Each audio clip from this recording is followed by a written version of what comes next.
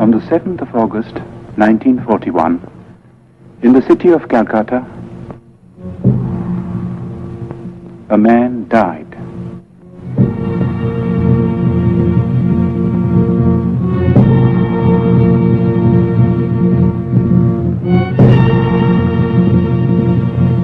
His mortal remains perished, but he left behind him a heritage which no fire could consume.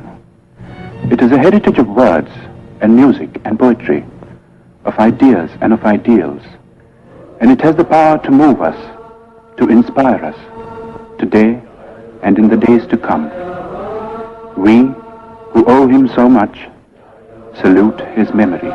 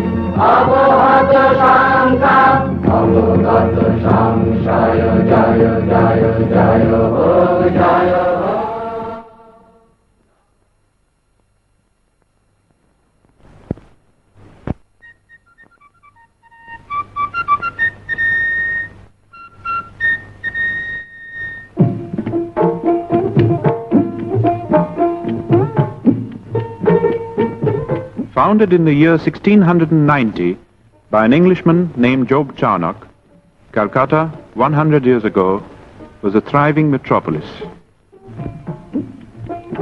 Queen Victoria was proclaimed Empress of India in 1877. As the capital of India, Calcutta was the seat of the Queen's government.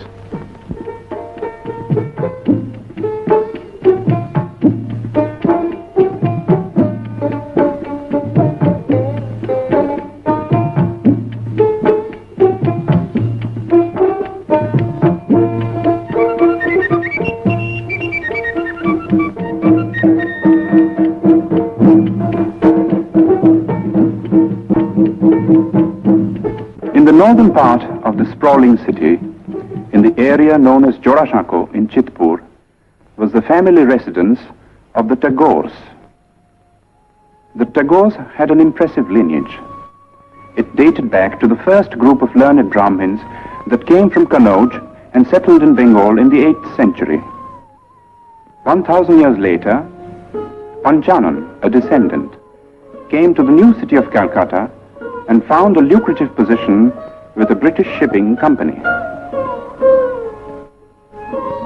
His grandson Nilmoni added to the family fortune and built the house at Jorashako.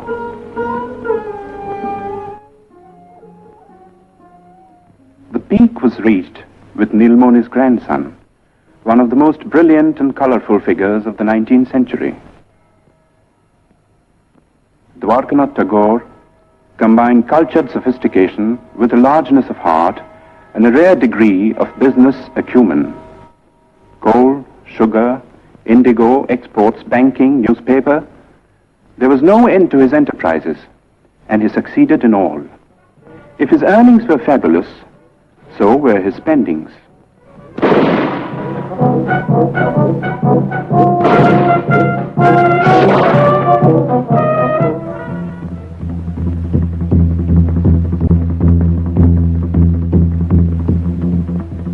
Although a Hindu and a Vaishnava, Dwarkanath defied the ban of Brahmin orthodoxy and twice went to England. There he had an audience with Queen Victoria, discussions with Gladstone, and dinner with men like Dickens, Thackeray, and Max Muller.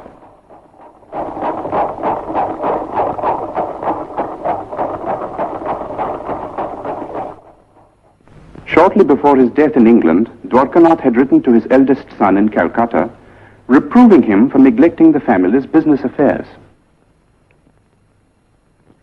For some years past, young Rabindranath had been developing tendencies which might well have distressed his father.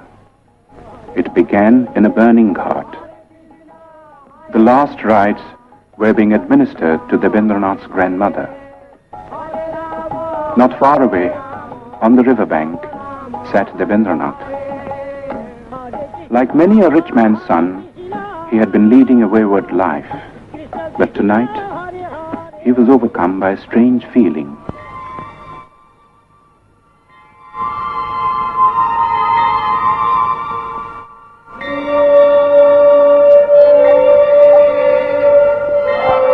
Worldly possessions seemed to lose their meaning for him. This led to a period of profound disquiet, followed by a ceaseless quest for the meaning of existence in the great source books of the East and West. He read the materialist philosophers of modern Europe, Locke, Hume, Bentham, and others, whose ideas were so much in vogue among the students of the time.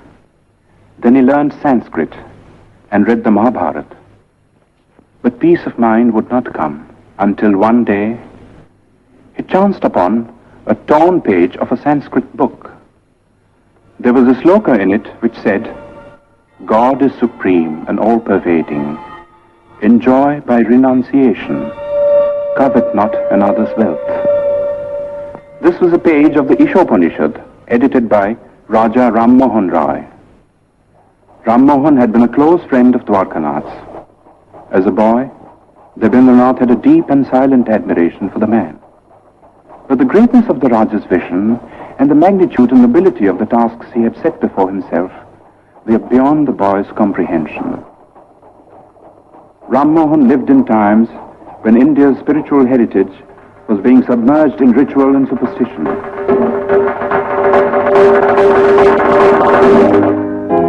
While in the West, a whole new concept of humanity was emerging. Ram Mohan advocated Western education for Indians because he wanted the new ideas of the West to spread in the country. He also wanted that we should respect what was old and true in our own heritage. In the Upanishads, for instance, which revealed to him the monotheistic basis of Hinduism. Ram Mohan's work was left unfinished by his death in England. But Rabindranath, inspired by the 2 lines of Sanskrit text, went on to prove himself to be the Raja's true spiritual son and heir. Rabindranath suffered social ostracism for preaching the monotheistic faith that he called Brahmoism, but to his followers, and there were many, he was Maharshi, the great sage. When Rabindranath was born, the Maharshi was 45 years old. His wife Sharada Muni was 33. Rabindranath was the 14th child.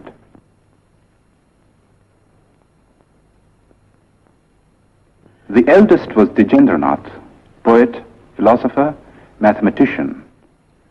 Second son Satyendranath translated the Gita and Meghdut in Bengali verse and became the first Indian member of the Indian Civil Service.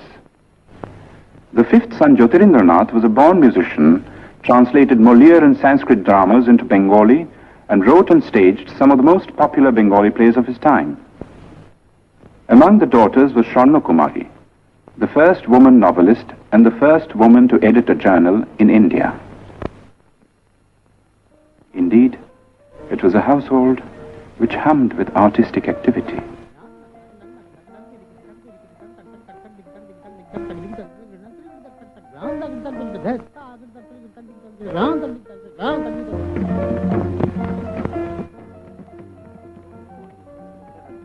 Oh, what else?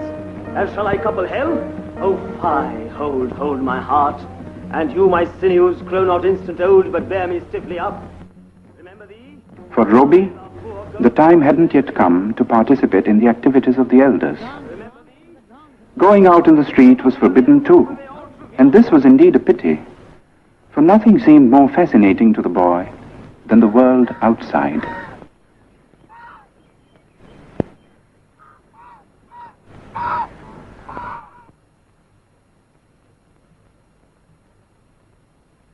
At the age of 7, Roby was sent to school. See a box. তুমি কি একটি বাক্স দেখিতে পাইতেছ? Yes, I can see a box. হ্যাঁ, আমি একটি বাক্স দেখিতে পাইতেছি। Yes, I can see a box. Robbie went to 4 schools and hated them all. But to say that he lacked education would be wrong, for his third brother Rabindranath saw to his studies at home, and it was all done by the clock.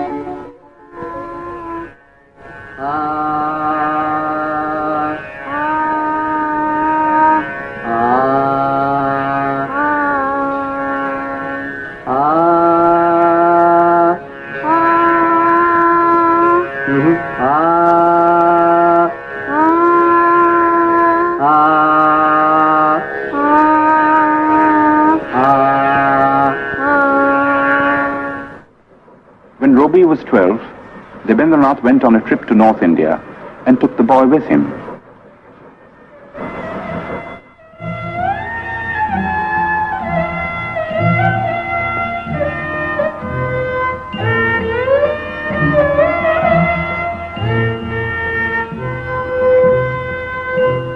The last stop on a long tour was the rest house on Bakrota, the highest hill in the hill station of Dalhousie in the Punjab.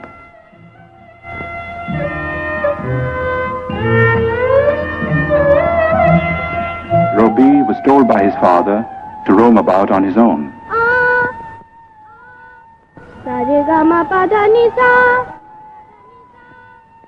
He was also taught to rise before the sun.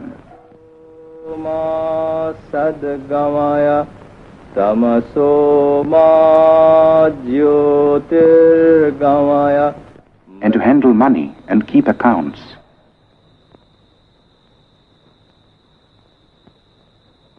The days often end with the boy singing devotional songs to his father.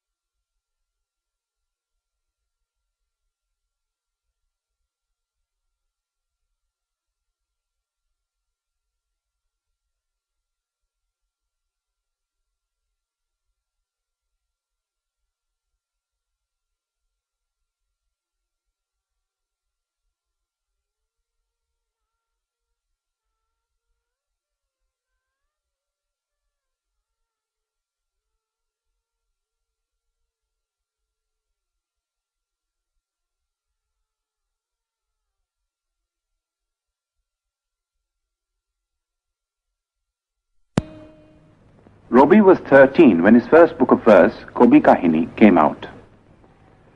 When Robbie was 16, Rabindranath brought out a literary magazine called Bharati, and Robbie found an admirable platform for his literary activities. The essays included pieces on European poets like Dante and Petrarch, whose acquaintance Robbie had made in Ahmedabad, in the library of his elder brother Satyendranath. Satyendranath's wife Ganadanandini, who was staying in England with her 2 children, was a remarkable woman who had been persuaded by her husband to come out of orthodox seclusion. Robbie set out for England in the summer of 1878 and joined Ganadanandini in Brighton. If the plan was to provide the boy with a proper education, it came to naught, for Robbie returned without completing his course of studies at the London University.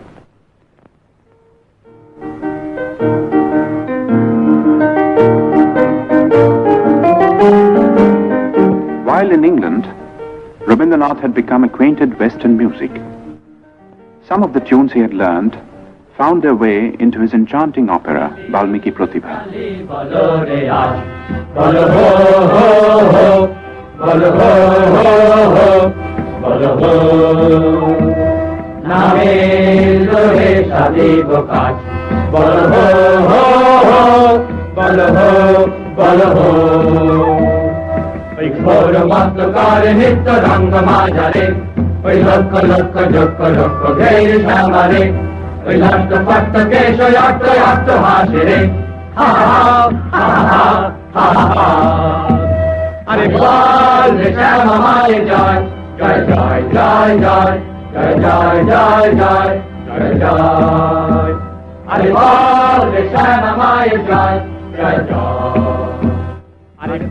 There were other tunes, however, which came from classical Indian ragas, used for the first time in an operatic context.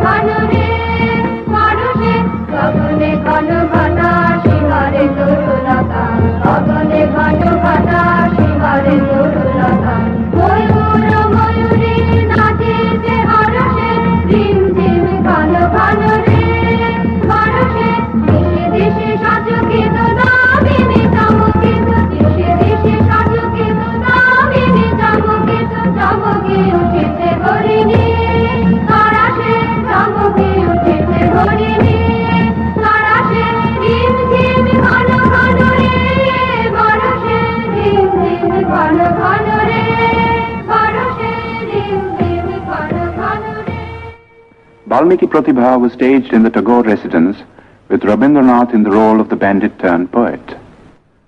The rest of the cast, too, was composed of members of the Tagore family, all gifted with varying degrees of talent for acting and music. Among those who saw and praised this performance was the greatest literary figure of the time, Bankim Chandra Chatterjee. A year later, when Rabindranath's Shanda Sangit was published, Bankim Chandra personally congratulated the poet and acknowledged his preeminence among the rising writers of the day. Of all the members of Robi's family, two were closest to his mind and heart. They were Jyotirindranath and his wife. Kadambari Devi was 2 years older than Robi. She was his best friend and severest critic. Robi lived with these two for a time in a house in Sadar Street in South Calcutta. One morning, a strange experience befell the poet.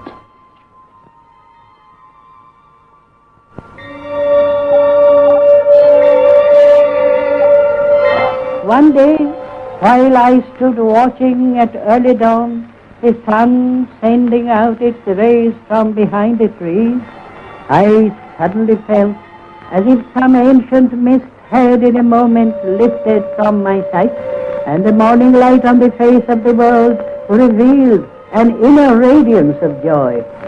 The poem I wrote on the first day of my surprise was named The Awakening of the Waterfalls.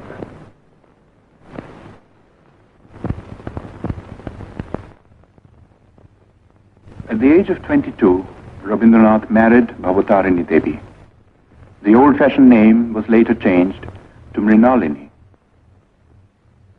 2 months before the wedding, Rabindranath had received a letter from his father in which he was asked to prepare himself to look after the family estates. After a period of initial training in the estates offices in Calcutta, Rabindranath found himself in the very heart of rural Bengal, in the region around the river Padma. With a worldly wisdom unusual in a poet, but characteristic of the Tagores, Rabindranath in later life set about in a practical way to improve the lot of the poor peasants of his estates, and his varied work in this field is on record. But his own gain from this intimate contact with the fundamental aspects of life and nature, and the influence of this contact on his life and work, are beyond measure. Living mostly in his boat and watching life through the window, a whole new world of sights and sounds and feelings opened up before him.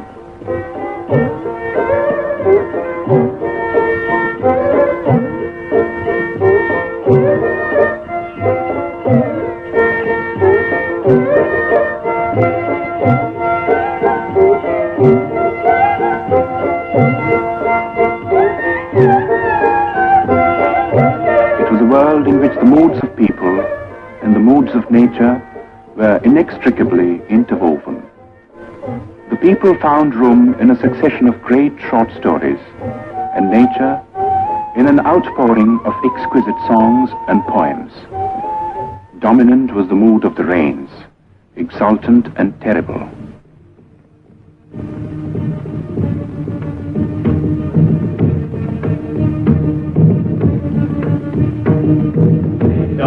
Mandela Damar Guru Guru Khalo Megher Guru Kutila Kunjita Holo Ramanjita Bana Banantar Nitaye Mandela Damar Guru Guru Tulila Chanchal Bhokha Hindale Nilala Shapne Se Gona Ditire Nitaye Mandela Damar Guru Guru Shagana Bhashana Shabdam Karita Vajra Khana Gita Dasta Dharvari Shagana Bhashana Shabdam Karita Vajra Khana Gita Dasta Dharvari Malati Ballari Kabai Ballava Bhalana Ballare Kanana Shankita Chile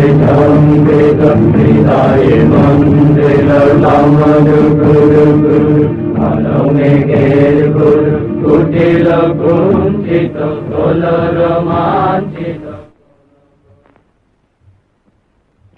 In 1901, Rabindranath was 40 years old. His already enormous output of poems and plays had been gathered in one big volume. It comprised 21 books and included Shonarturi, his first masterpiece. The same year, 1901, marked an event of a somewhat different nature. In Bolpur, in the district of Birbhum in West Bengal, Rabindranath had acquired some property in 1862, 1 year after Rabindranath was born. The property was made over to a board of trustees, and the deed specified that the place was to be used for meditation on the Supreme Formless Being. According to the Maharshi's wishes, a seat of prayer and a temple of worship had been built, and close to the temple, a residential house which was called Shantiniketan, the abode of peace.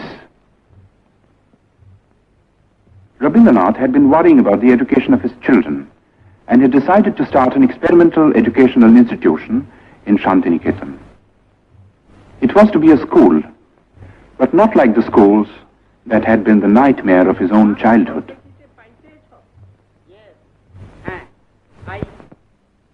It was to be like the forest hermitages of classical India.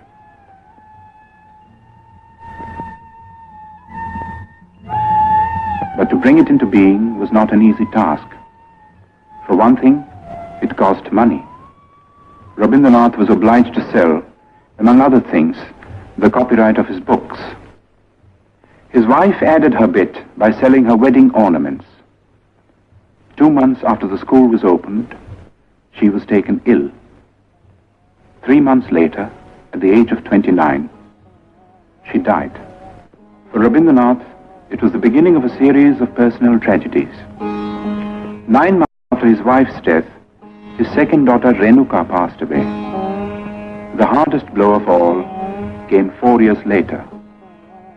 Youngest son Shomindro took after his father in many ways. He was only 13 when he fell a victim to cholera. It was in the midst of these bereavements that Rabindranath participated in one of the greatest political upheavals in the history of India. In December 1903 was published the decision of India's Governor-General Lord Curzon to split up Bengal into 2 provinces.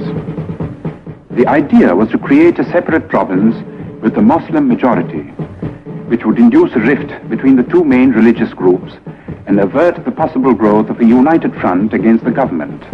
But in proposing the partition, Curzon merely fanned the flame of patriotism that had been smoldering in the minds of certain visionaries all through the period of the Renaissance in Bengal. These men now came to the fore and led the millions to rise in protest.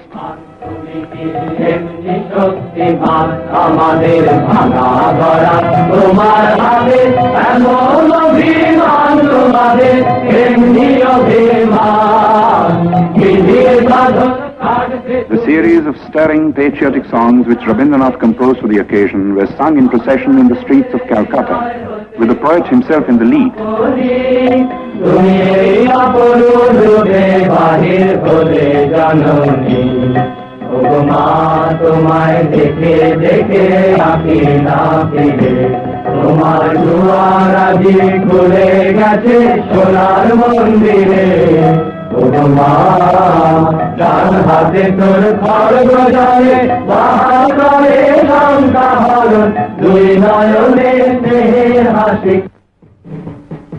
On October 16th, 1905, the partition became an accomplished fact.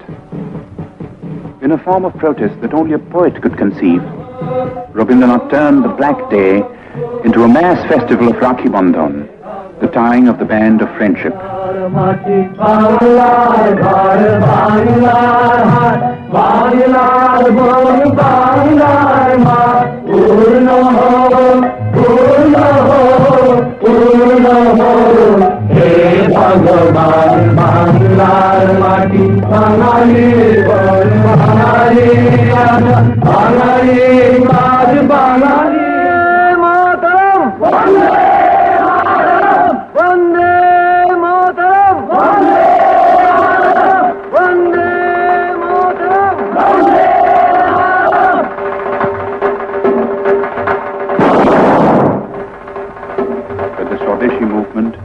To grow and assume a character which was not possible to foresee in its early stages.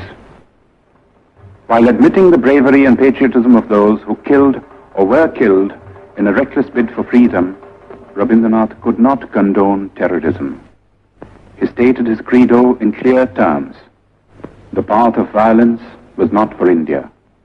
Good could come only out of constructive work carried out in a spirit of tolerance. He had himself followed up his retirement from the political scene by devoting himself to the work of rural welfare in his estates. And there were other activities too. He was teaching at school, editing journals, and engaging himself in every conceivable form of literary activity. That his own countrymen now regarded him as their leading man of letters was proved by his 50th birthday celebrations in Calcutta. Sponsored by the Bengal Academy of Letters and attended by thousands, it was a unique occasion and the first time that such an ovation had been given a literary man in India. But to the outside world, Rabindranath was still an unknown name. The object of Rabindranath's visit to England in 1912 was to study the educational methods of the West and also to acquaint the West with his own work at Shantiniketan. He happened to carry with him on this occasion a notebook containing his own English translations of some of his songs, mainly from Gitanjali. He showed these translations to the English painter William Rothenstein, who had met him on an earlier visit to India. Rothenstein was so impressed that he sent a copy of the translation to the well-known Irish poet Yeats. In introducing the poems to a gathering of English writers and intellectuals, Yeats said, "I know of no man in my time who has done anything in the English language to equal these lyrics. Even as I read them in this literal prose translations, they are exquisite in style and thought." Gitanjali was published in England in the same year. There has rarely been another instance of a poet gaining world fame in like manner. The Nobel Prize came in 1913, and the knighthood in 1915, while war was raging in Europe.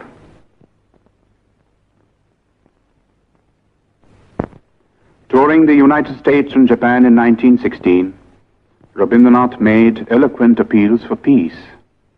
He felt that world peace could only be achieved through intellectual cooperation between nations. He said, "The call has come to every individual in the present age to prepare himself and his surroundings for the dawn of a new era, when man shall discover his soul in the spiritual unity of all human beings." Pursuing this noble idea of international cooperation, Rabindranath gave the school at Shantiniketan a new status and a new name, Yatra Vishwam Bhavati Ekaniram, where the world becomes a single nest. This was the motto of the Vishwa Bharati. It was inaugurated on the 24th of December, philosopher Brajendranath Sheel presiding. Rabindranath made over the entire Nobel Prize money towards the building of this university. While peace had been restored in Europe, in India there was unrest. The Rowlatt Bill, designed to suppress all political movements, dashed India's hopes of gaining the self-government that the British rulers had kept promising through the war years. Dominating the Indian political scene at this time was Mohandas Karamchand Gandhi, who, as a barrister in South Africa, had fought for the rights of the Indians living in that country. As a protest against the Rowlatt Act, Gandhi launched a movement of passive resistance. But the masses misinterpreted the movement, and following a rumor of Gandhi's arrest, violence broke out in many parts of the country. As a result of this, the government started taking repressive measures out of all proportion to the magnitude of the violence.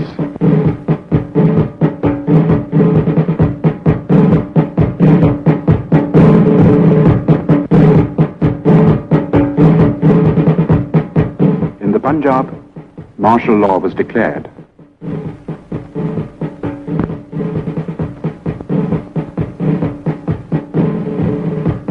In charge of the troops at Amritsar was Brigadier General Dyer. On the first day of the month of Vaishakh, a crowd gathered in Jallianwala Bagh, as it had done every other year. It was a peaceful crowd, but Dyer was taking no chances.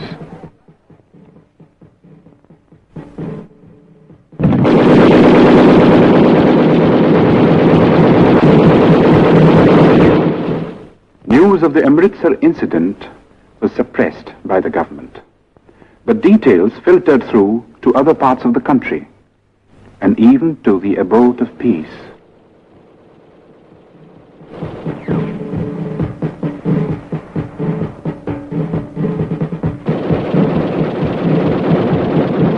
Rabindranath rushed to Calcutta. But the Defence of India Act was still in force, and no leaders would support him in a plea for a meeting of protest.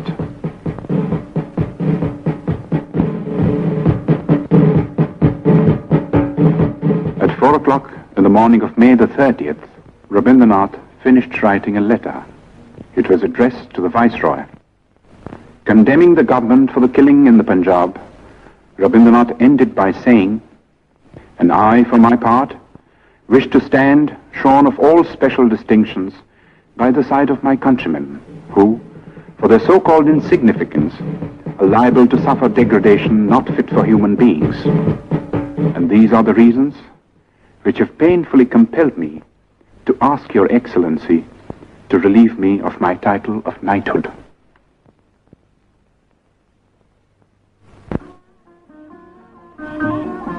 The next 10 years of Rabindranath's life were filled with ceaseless activity.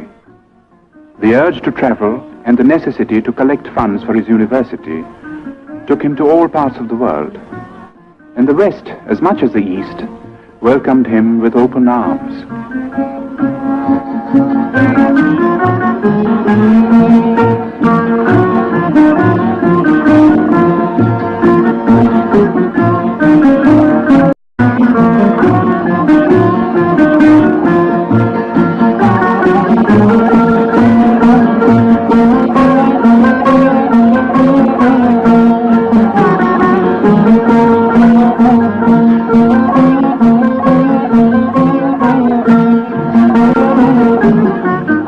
Wherever he went, he spread the message of peace and stressed the importance of intellectual cooperation between nations.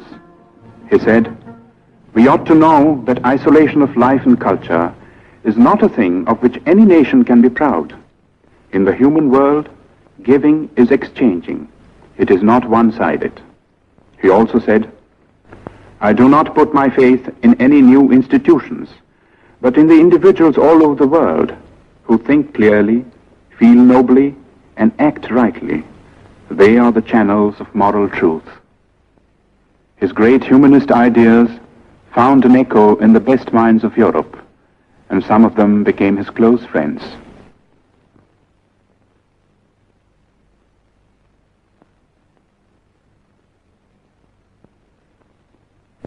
In the meanwhile, the institution at Shantiniketan had come a long way from its modest beginnings.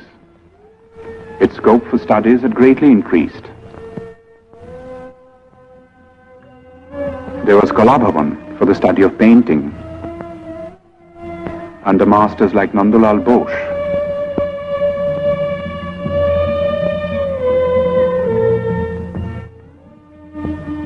Who was himself a pupil of Rabindranath, the poet's nephew.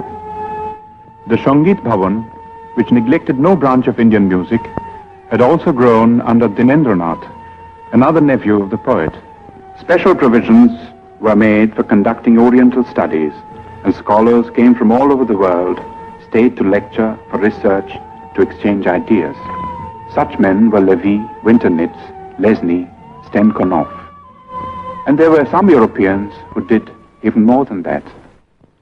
Charles Freer Andrews, a missionary who was present at Yeats' reading of Gitanjali, and William Winstanley Pearson, who also met the poet in England, came to the ashram in its early days and stayed on until their death, working with a selfless devotion to the poet and his cause that few Indians could equal.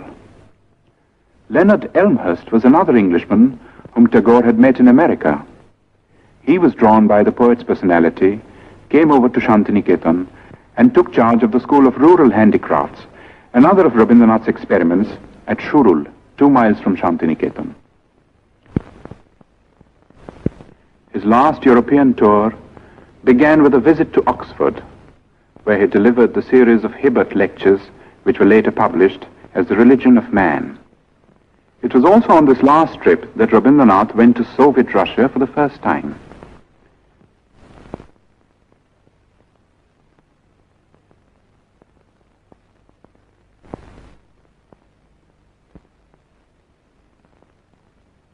On the eve of his departure from Moscow, he told his hosts, "You have recognized the truth that in extirpating all social evils, one has to go to the root, and the only way to it is through education."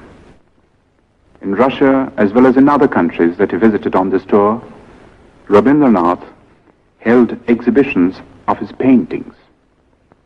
At the age of 70, Rabindranath had found a new outlet for his creative urge. It was astonishing the way it started.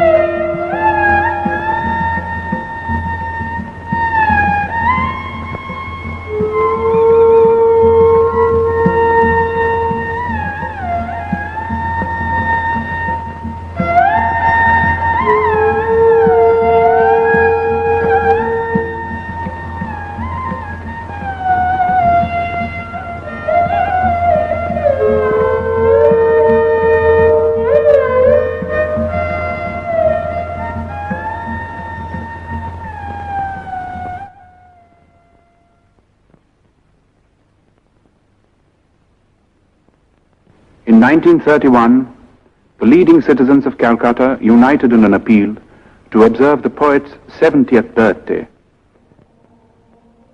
It was celebrated in a manner that was truly worthy of the occasion.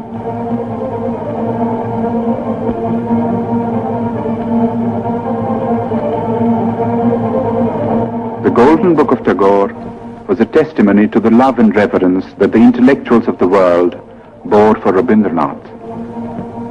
Its sponsors consisted of 3 Europeans and 2 Indians. There was Romain Rolland from France, Albert Einstein from Germany, the poet Kostas Palamas from Greece. The Indians consisted of the scientist Jagadish Chandra Bose, who had been the poet's closest friend for 40 years. The other Indian was Mahatma Gandhi. In physical appearance, in personal habits, and in general outlook, the two differed considerably. At several moments of crisis in India's political history, the two had disagreed over the course of action, but these were on the surface. Their deeper affinity transcended all occasional barriers.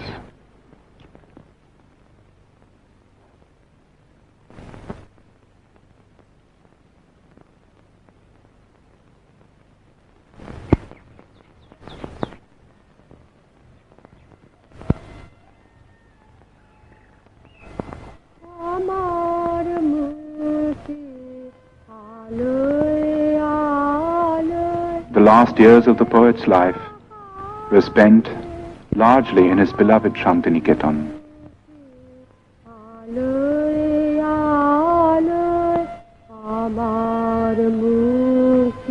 He had a choice of small houses built for him, for he never liked to stay in the same house or even in the same room for long. It was, in a way, symbolic of the refusal to get into a rut which marked his whole life. In his writings, he was now producing some of his most striking, original, and mature works, and these included textbooks and nonsense rhymes for children, not an unusual occupation for someone who had loved and understood children so well and done so much to mold them for a better future.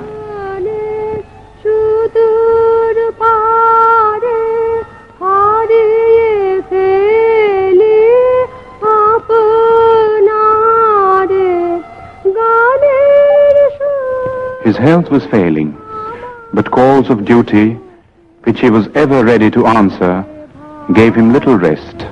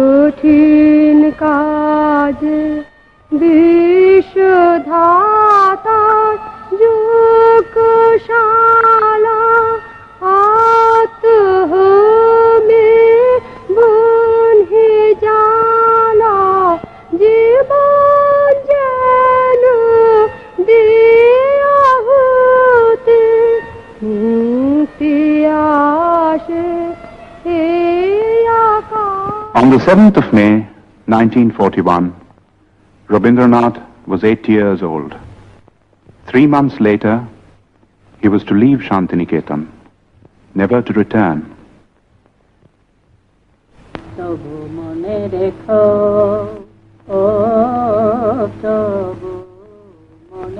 He would be taken to his ancestral house in Calcutta, fatally ill. In this house, once upon a time, a boy roamed the corridors. যদি দূরে যাই চলে তবু মনে রেখো।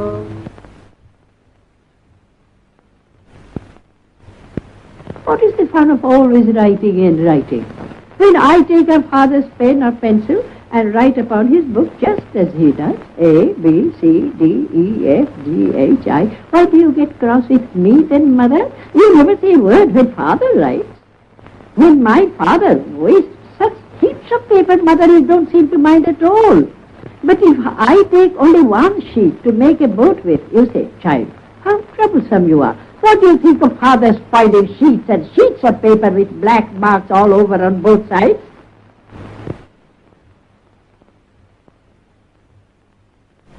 একদিন যদি খেলা থেমে যায় মধুরাতে তবু মনে রেখো, ও তবু মনে রেখো।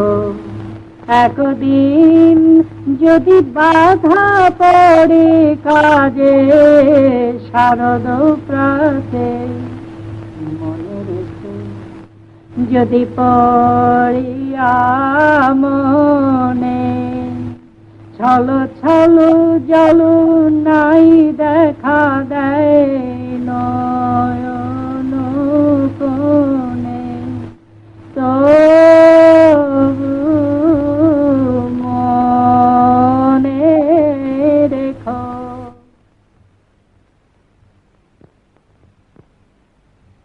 Rabindranath attended the 80th birthday celebrations in Shantiniketan in spite of his failing health.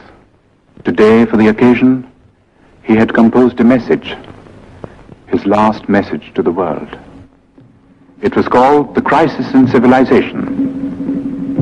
It concerned itself with the state of the so-called modern civilization, a civilization that was being shaken to its very roots by barbaric wars of aggression.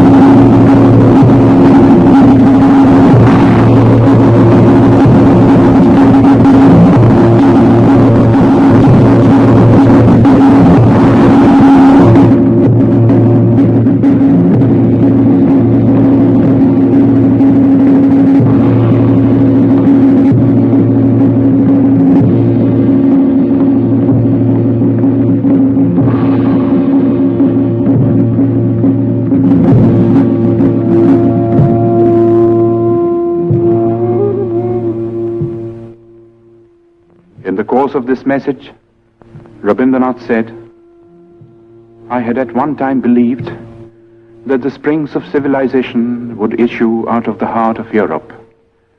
But today, when I am about to leave the world, that faith has deserted me.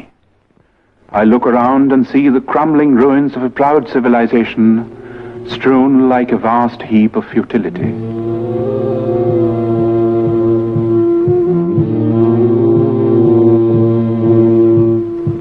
And yet, I shall not commit the grievous sin of losing faith in man. I shall look forward to a new dawn, to a new chapter in history when the Holocaust will end and the air will be rendered clean with the spirit of service and sacrifice.